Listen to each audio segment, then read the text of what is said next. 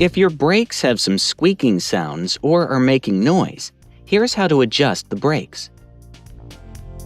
First, loosen the 2 screws, but don't loosen it completely.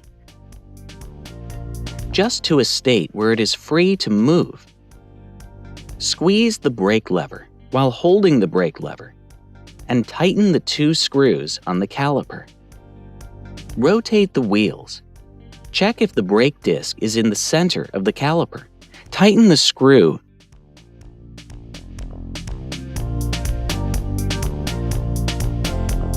Do the same on the rear wheel.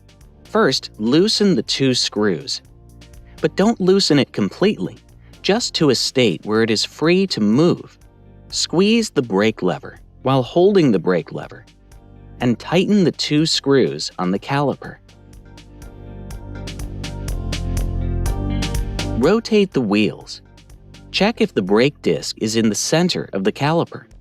Tighten the screw. Now you have your brake adjusted.